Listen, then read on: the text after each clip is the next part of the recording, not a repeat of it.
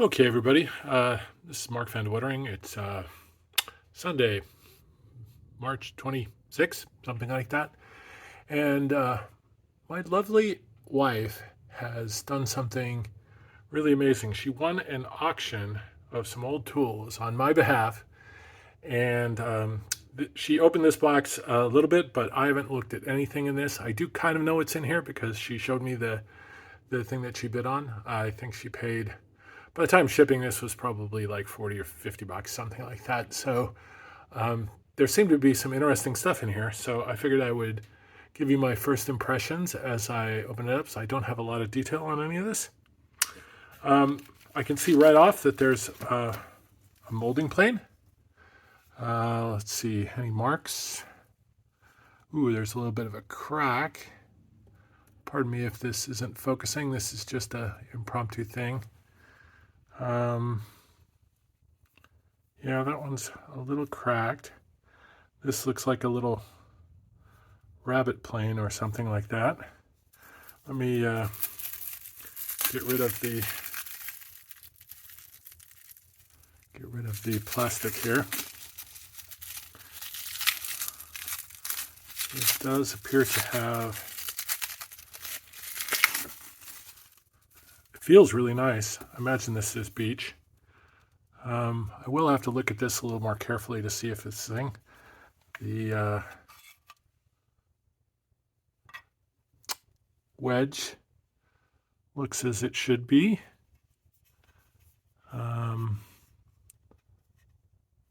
The iron is in there pretty good. I don't want to force anything, so I'm not going to play around with that. But that looks, I imagine that even with the crack, this is probably fine. The patina and the feel of it is really beautiful. It's nice. That's a good start. I believe this is a pair of similar molding or whatever planes. So they seem to have done a pretty good job of wrapping.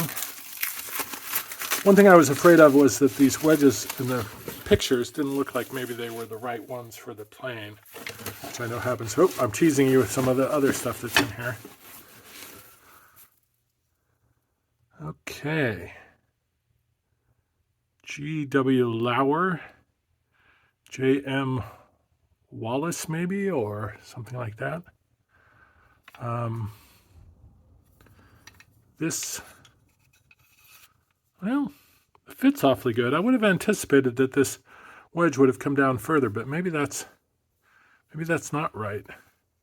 It's a little bit of varnish or something there. Again, the feel is really beautiful. Got a strike button on the back for setting this. Width is probably 1/2 inch. This feels pretty smooth, actually in pretty good condition. I probably would just try to clean this a little bit. Looks like, not sure what the purpose of these holes are. There's little dents there. And I'll have to look up what the inscriptions are, but that's pretty cool. And this looks like a coving one. J. Schaefer on here. Pardon me if there's some banding here. For some reason, the LED lighting I have in here is not conducive to making the right beat frequencies against them. I imagine that that is the name of the person. And there's, I don't know if you can read that, but there's something that says Parish here. I'll have to get my magnifiers out to do that, but that looks pretty good. Iron is in pretty good shape. Well, all these are pretty much a win. I think just a little cleaning and then a little paste wax on these, and these would be really pretty neat. Now for some other interesting things. There's 3 bevel gauges, and I can see there is a weak inscription here. I can see TH and M. I think maybe if I clean this up a little bit, this will be fine. This looks like a 12-inch thing, and I would have anticipated that. Well, I don't know what the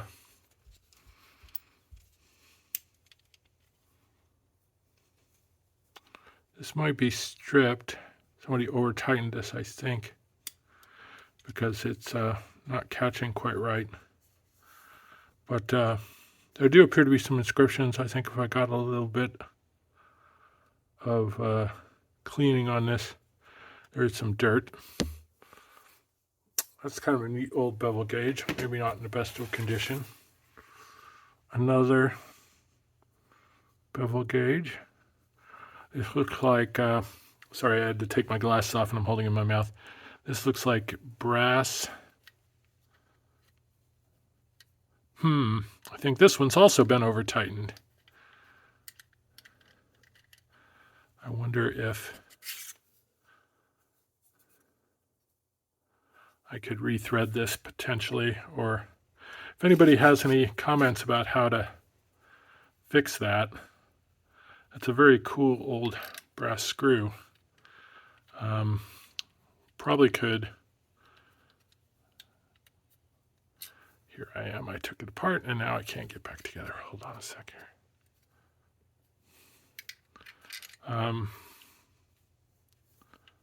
Not quite sure.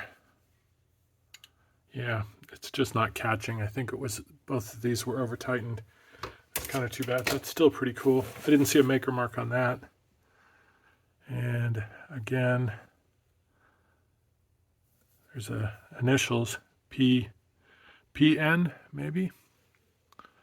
Again, I don't necessarily see any maker mark on this one. This one feels like it's maybe actually in better shape than the others. I wonder if these they're kind of a little sticky. I wonder if, I'll have to take these apart and see what the deal is. But yeah, this one feels like it's perhaps the daily driver of the bunch. Pretty neat. I actually only had like a really cheap Harbor Freight bevel gauge, which I don't much care for. These are at least romantically pretty cool. One of the slightly cool things is I actually love little squares, and this one certainly looks pretty and cool. It needs some cleaning. It's obviously got a little bit of staining on it. Pretty well worn.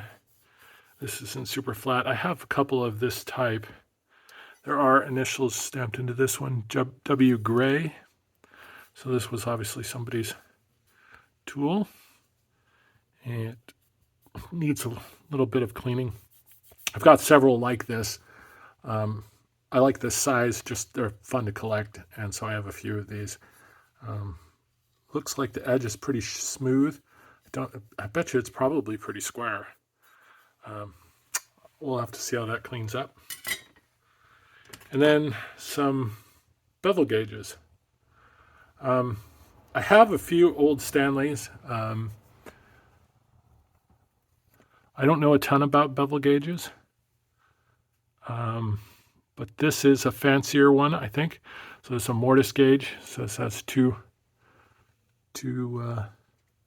ticks, and presumably this will cause these things to open and close. Feels like the action works pretty clean. It's actually in pretty good shape. I'll have to see whether, I don't see any maker mark on this at all. If anybody knows a ton about these and wants to let me know. A little cleaning and a little brasso on the brass, and this thing will probably look really pretty. I don't know. I don't really have much use for these. I do think they're kind of cool as items, but that's pretty cool. Here's a interesting little guy. It seems like I should be able to figure out what the mark is. That's really interesting. I haven't seen this. This type. It's split. Interesting. I don't see any maker mark on this at all, but I've never seen anyone quite like this. The pins seem to be pretty sharp. Interesting. My guess is this is maybe a chunk of brass that, well, that's unusual. I haven't seen anything like this. Again, I'm not a huge collector of these kinds of things, so these are all sort of new items to me. And this one looks a little bedraggled. Again, I wonder how this was adjusted. This obviously has, you can see from the wear pattern that this nut screws in and has been tightened down. A lot of times they'll have a brass plate or something that will set there. That feels like brass. Wouldn't shock me to find that this is older than some of the others, but I actually have no idea. Don't see any hint of a maker's mark on this one.